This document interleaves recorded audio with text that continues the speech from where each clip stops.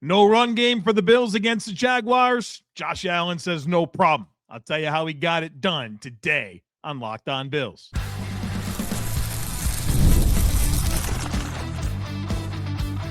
You are Locked On Bills, your daily Buffalo Bills podcast.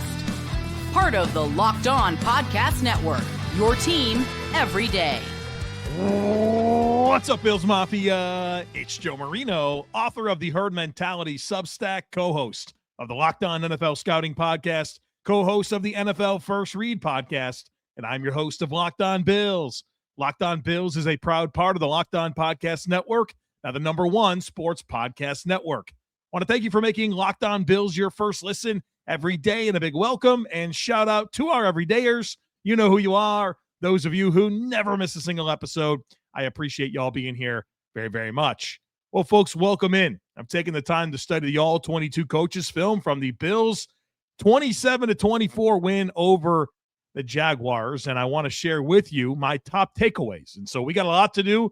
There's some big updates for the Bills that we'll discuss later in the episode. We'll do studs and duds, snap counts, recap the keys, talk defense, but I want to start with this Bills passing offense where Josh Allen went 28-35 for 273 yards and a touchdown.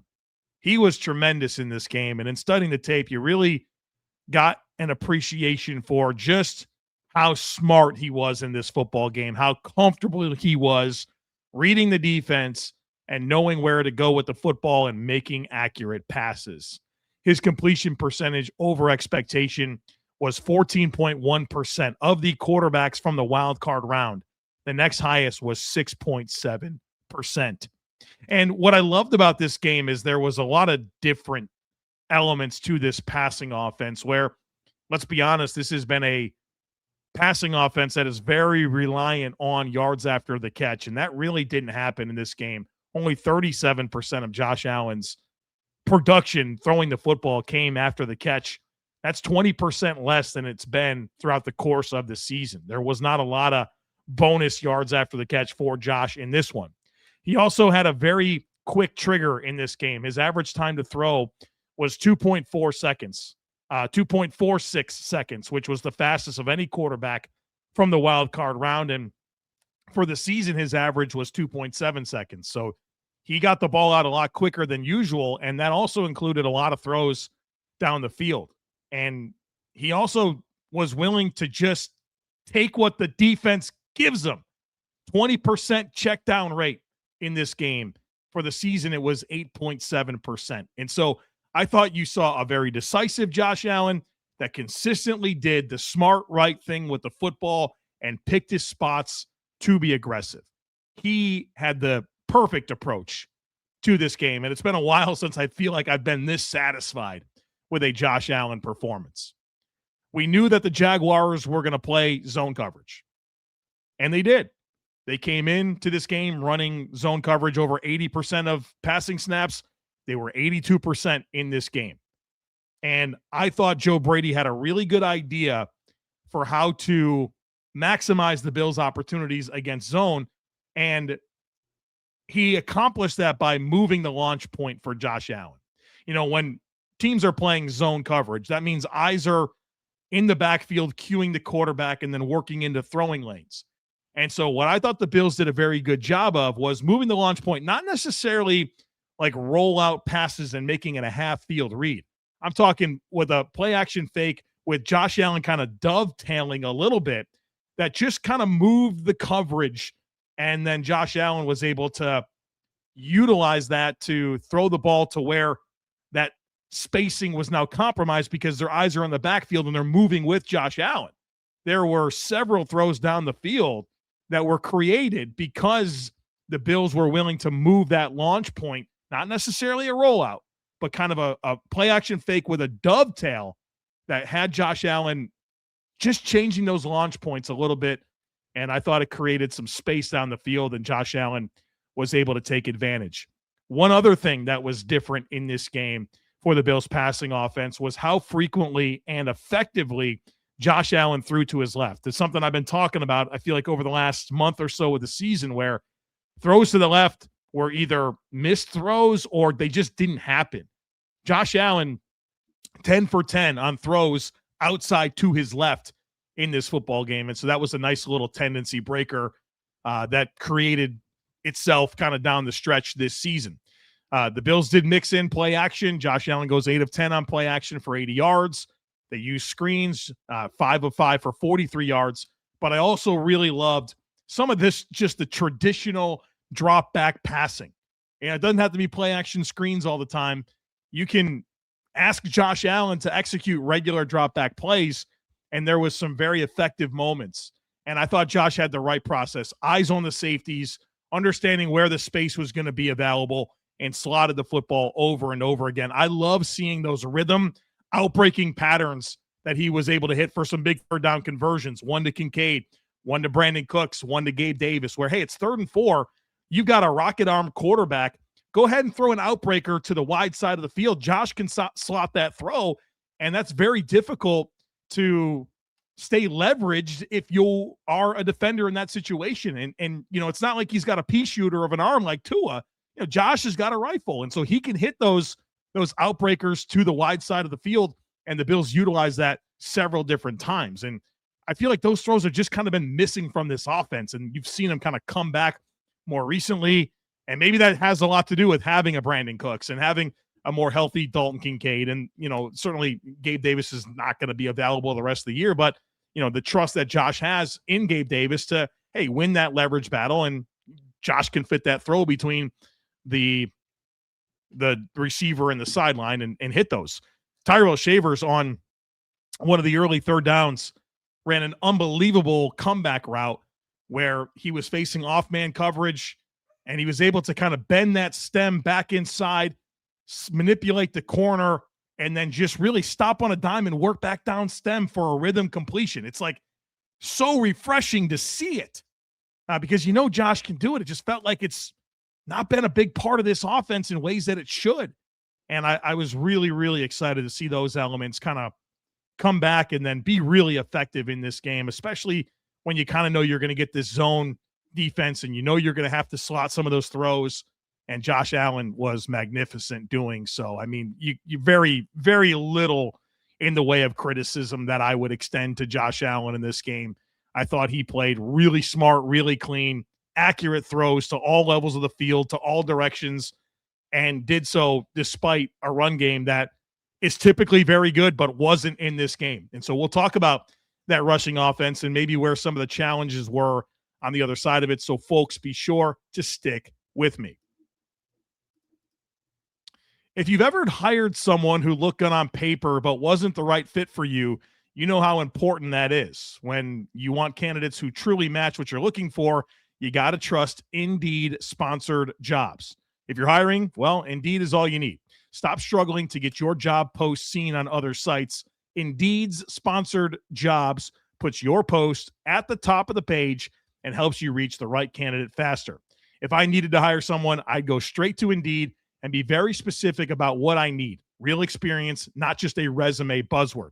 Instead of juggling or struggling to get your job post seen, Indeed sponsored jobs helps your listing stand out and reach quality candidates faster. You can spend more time interviewing candidates who check all your boxes with less stress, less time, and more results using Indeed sponsored jobs. Listeners of this show get a $75 sponsored job credit to help give your job the premium placement it deserves at Indeed.com/LockedOnNFL. Just go to Indeed.com/LockedOnNFL right now and support the show by saying you heard about Indeed on this podcast. Terms and conditions apply. Hiring, do it the right way with Indeed. New year, new systems. This is the time when a lot of us look at the messier parts of how we run our business and think there has to be a better way. And there is. Streamlining your communications is one of the quickest upgrades you can make. That's why today's episode is brought to you by Quo, spelled Q-U-O, the smarter way to run your business communications. Because when your team is reachable, organized, and communicating in one place, you're not just working cleaner, you're creating more opportunities to connect with customers. I love how simple Quo makes everything. Your whole team can call and text from one shared business number, so nothing gets missed. Everyone sees the full conversation thread, which makes replies faster and more personal, and it works right from your phone or computer, and you can keep your existing number. It's no surprise Quo is the #1 rated business phone system on G2, trusted by more than 90,000 businesses, from solo operators to growing teams. So make this the year where no opportunity and no customer slips away. Try Quo for free, plus get 20% off your first 6 months when you go to quo.com/lockedonnfl. That's QUO.com/lockedonnfl. Quo, no missed calls, no missed customers. All right, welcome back, folks. I just raved about the Bills' passing offense and how well I thought Josh Allen played in this game. Let's talk about this rushing offense that just really couldn't get going. 26 rushes for 79 yards, a success rate of just 42%, which was 8th out of 10 wild card teams that played. This is being recorded before the Steelers and Texans game. Had a stuff rate of 46%, which is crazy high for the Bills. They didn't force a single missed tackle against the Jacksonville Jaguars. They only had 1.23 yards after contact. I mean, it was just tough and uncharacteristic. And now, obviously, this was good on good. And historically, when it's the good defense against the good offense, the good defense a lot of times comes out on top, especially against the run. And really, in studying the tape, you just didn't see a lot of movement up front. Normally, the Bills' offensive line and blocking schemes, right? Because it's not just the front five, it's the tight ends, it's the receivers, it's, sometimes even Reggie Gilliam creating holes, and they just weren't there. And when they were, they disappeared so quickly. So quickly. This is a really good Jaguars front. Their defensive line, they're all guys with a lot of length, a lot of guys that play, with really good extension and heavy hands. They've got really good tackling on the second level. They've got good tackling at safety, and they just had a really good discipline for their gaps and made tackles.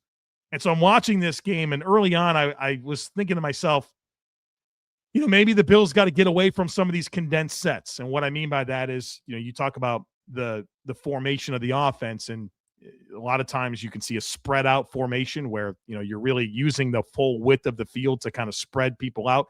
And a lot of times with the Bills, and what makes them very effective a lot of times, is that they will condense that and kind of bring everyone together. And I was watching this and thinking to myself, I think they got to get away from these condensed sets. There's too many bodies in there, and these are too good of players in terms of downhill and tackling and length and power. And then they started to run out of some spread formations, and that didn't work either. I think one of the big challenges that the Bills had in this game was Trayvon Walker. He's their left defensive end, so on the right side of the Bills offense. And we know that the Bills are very much a right-handed run team. They have a lot of success running to their right. Trayvon Walker was a problem, setting firm edges, and he really just kind of controls that side. And it forced the Bills to try to run left a little bit more, and that just wasn't as consistent. And so it's just a big hat tip to the Jaguars front and how they fit and how they play. They're outstanding, and they don't miss tackles. And the Bills couldn't get anything going. So the question you probably have is the same one I have is, how replicable is what the Jaguars did to the Bills? I don't think it is. I think they're very unique in terms of their personnel. Not a lot of teams have a Trayvon Walker or Devon Hamilton at nose to go with Foye Olakun and Devin Lloyd at linebacker, and a good slot corner that can tackle, and Jerry and Jones, and 3 good tackling safeties. I don't think you're going to see a lot of that.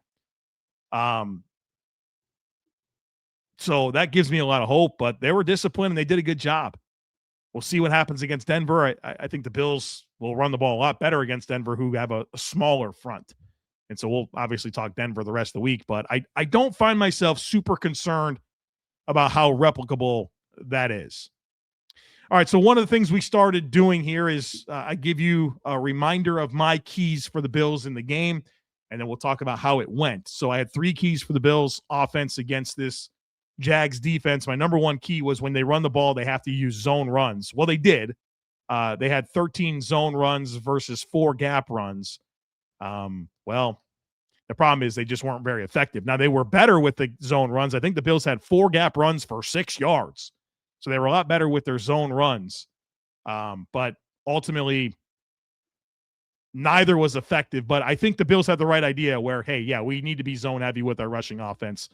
But it wasn't effective. Number two, as I said, the Bills have to involve tight ends in the passing game. We talked about the Jaguars, how they've given up over 100 catches and 1,000 yards to opposing tight ends.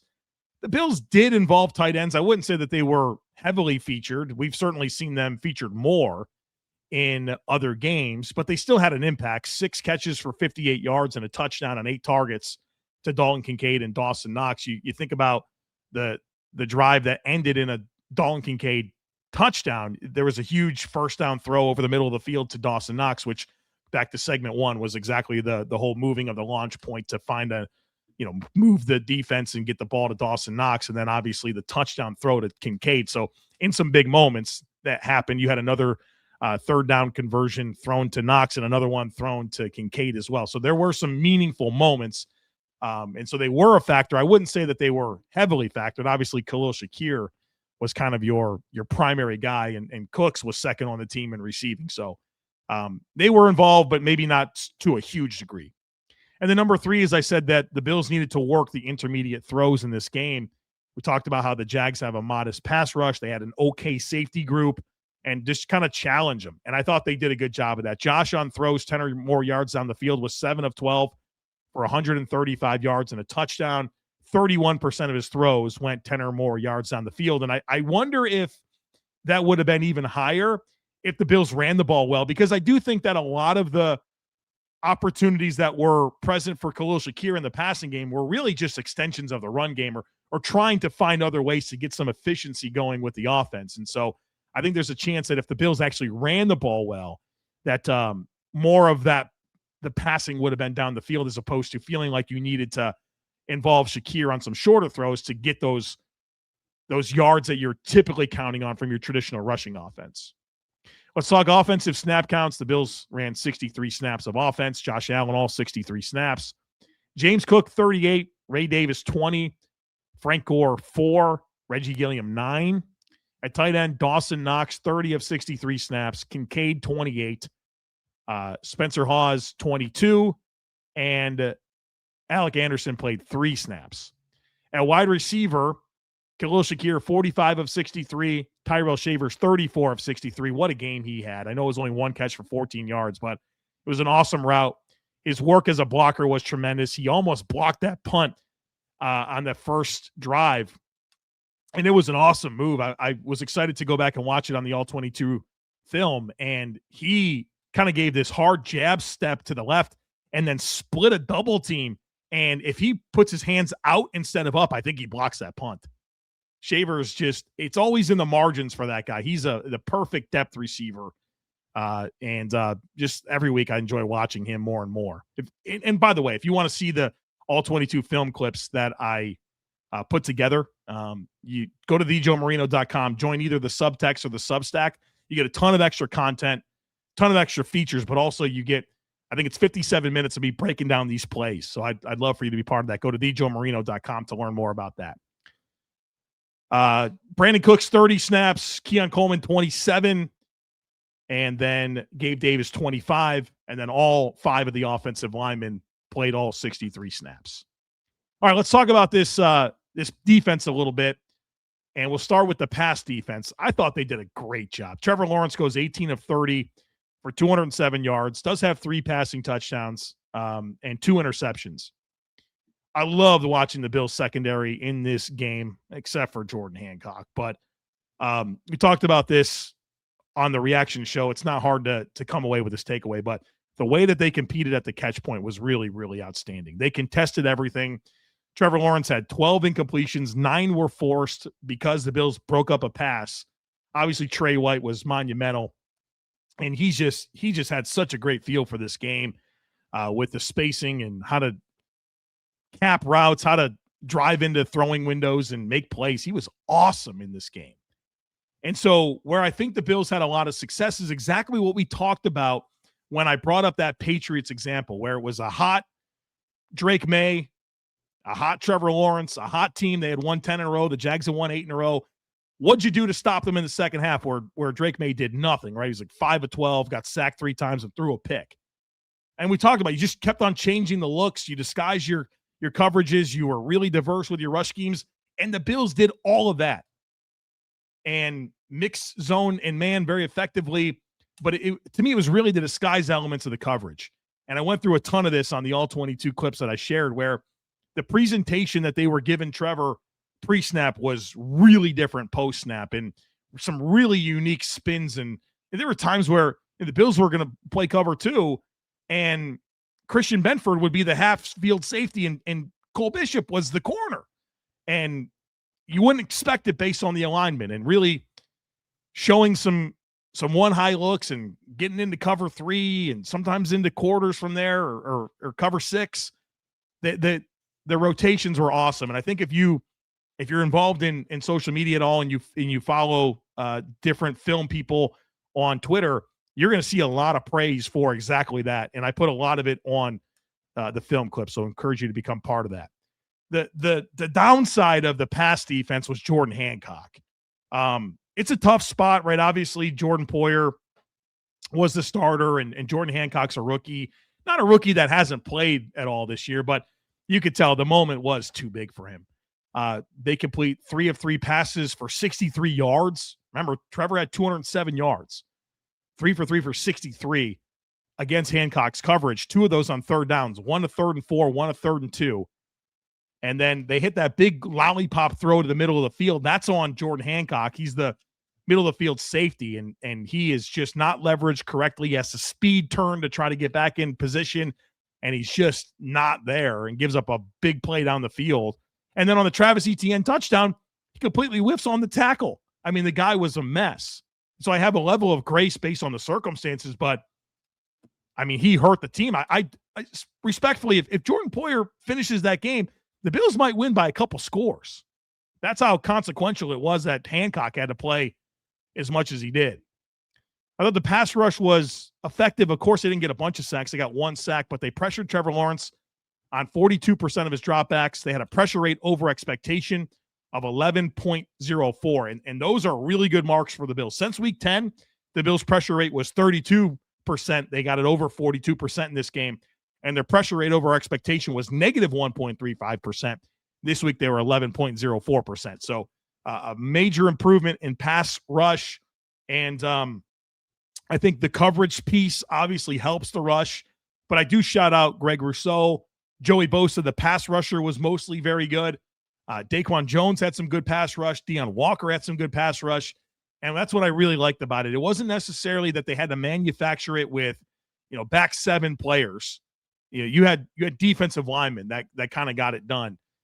Maybe that's a little bit to do with them having to play a backup left tackle, and they had to rotate some guards throughout the game.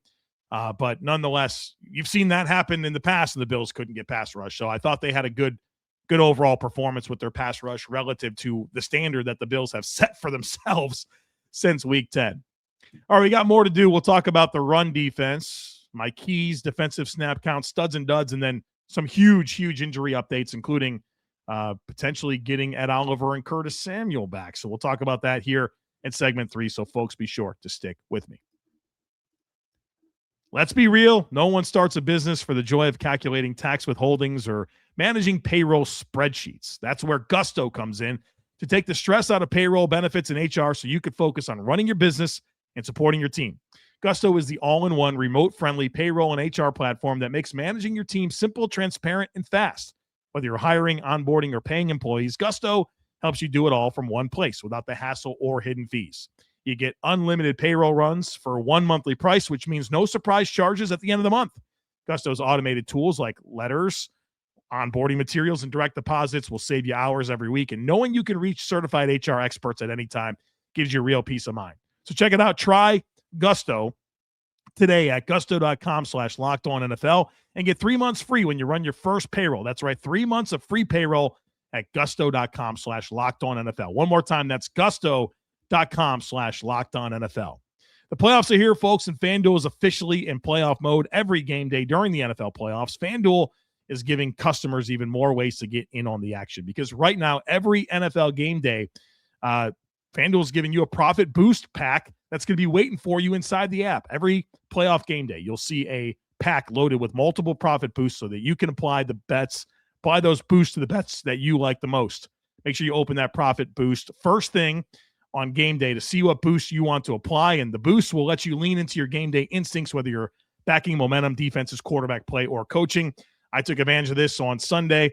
When the Bills became the underdogs, I went in, I bet the Bills money line and under on the points, and we hit that and a Bills dub. So it's really cool. You make your picks, then apply your profit boosts to go after even bigger payouts while the playoffs are rolling. So visit FanDuel, an official sportsbook partner of the NFL, and grab your profit boost pack every NFL playoff game day. All right, let's talk about run defense. Wasn't very good. Jaguars tagged the Bills for 154 yards on 23 rushes, 6.7 yards per clip. I think it's pretty obvious they attacked the edges, and you kind of attack the edges and you mash it all down, right? You kind of use tight ends, receivers, you mash it all down, and then you have fast running backs that are going to challenge the second level of the defense and their angles to be correct. And they found some success. And I thought you had some rough reps from Joey Bosa defending the run in this game, out of position. It feels like he's just selling out to get sacks right now. Got to play the play, man. I know he wants sacks, but you got to play the play. And a couple times he was able to, or wasn't able, he was reach blocked and pinned inside. He was crack blocked. And Andre Jones fell victim to that a few times. I also thought another issue outside of Andre Jones and Joey Bosa in this game was that Taron Johnson was in some vulnerable spots. So they would take advantage of a few opportunities where, the Bills will put Taron Johnson on one side, and then they would motion across and then change the formational strength of the run. And then that put Taron Johnson more as a play side run defender. And they challenged him a little bit, and he struggled. Taron's not playing the run like he used to. He's just not. And so I think you had a number of factors. Bosa not consistent, Andre Jones not consistent, and then Taron Johnson kind of on some play side moments where he wasn't able to get it done, combined with that whole idea of mash it down, and you got a lot of speed at running back and you attack the edges. So what were my keys? Let's recap them real quick. Number one was to defend the intermediate and deep throws. We know that Trevor Lawrence has been attacking that over the last 8 games, second most passing yards on throws, 10 or more yards on the field. I said you have to compete for the ball, trigger, and drive. Well, they did that for sure. On throws, 10 or more yards on the field, Trevor Lawrence was 6 of 13 and threw 2 interceptions. Number 2 is I talked about the need for the Bills to diversify their looks. And I kept on going back to this New England example of how you have to really disguise things, make it muddy, use your spy mirror stuff, just like you did against Drake May. And the Bills did that. I thought they replicated a lot of those things from that game. Number 3, as I said, the defensive ends have to show up, and talked about what I thought were some advantages that the Bills had with Rousseau and Bosa against their tackles, Anton Harrison, Cole Van Landen, which also turned out to be Walker Little at left tackle. I thought Bosa maybe didn't show up as a run defender. I thought his pass rush was very good. And Greg Rousseau, I thought, was outstanding. And so you got 8 pressures, a sack, 2 tackles for loss, and a pass breakup from Bosa and Rousseau. All of that is credit to Rousseau, except for you did have 4 pressures from Bosa. So I thought they did a pretty good job. Defensive snap counts, 56 snaps of defense for the Bills. At D tackle, Deion Walker, 31. Daquan Jones, 39. TJ Sanders, 17. Phi Mathis, 6. I thought this is one of the best games I've seen from Deion Walker. Some really good pass rush reps.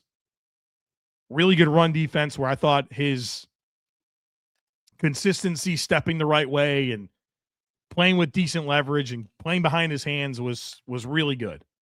And then, of course, he's got that ability to affect throwing windows by getting his hands up, and he did a great job of that. He almost blocked the field goal in this game as well.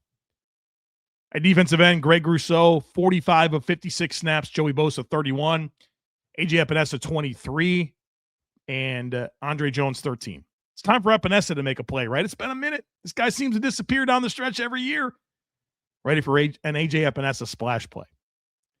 At linebacker, Shaq Thompson and Matt Milano played all 56 snaps. I think they both played pretty well. Dorian Williams, 21.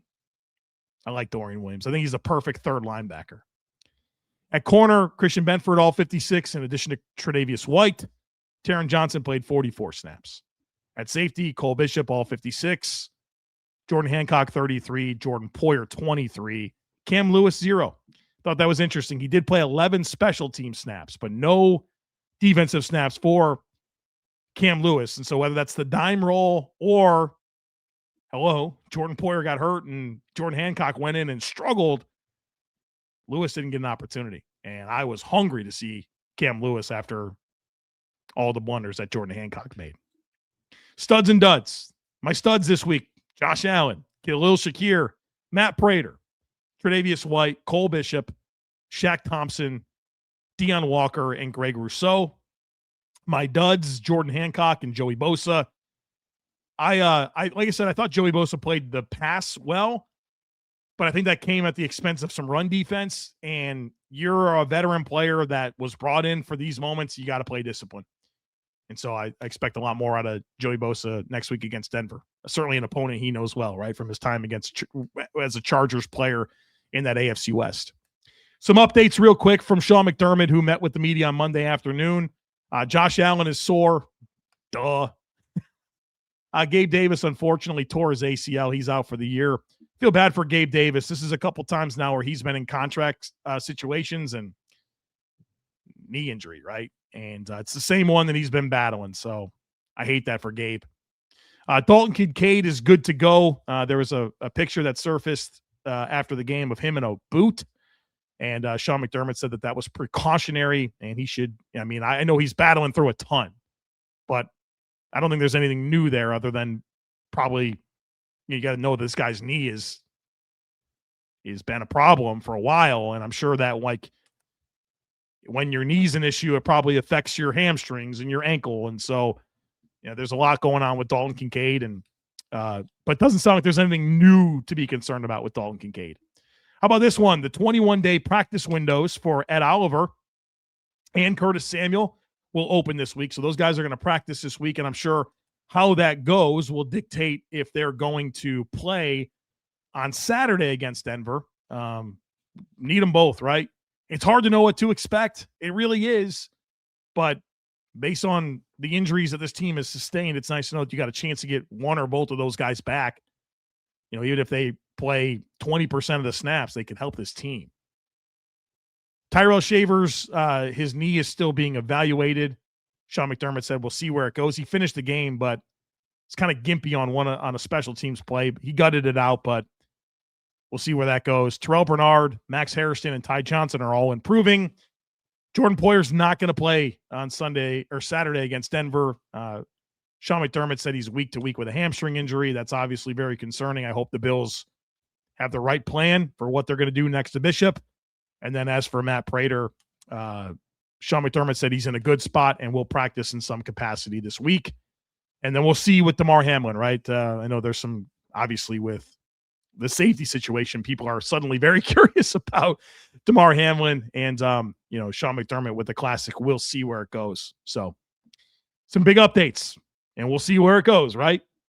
Got a lot to do this week. Obviously a short week suddenly for the Bills. They play on Saturday in Denver.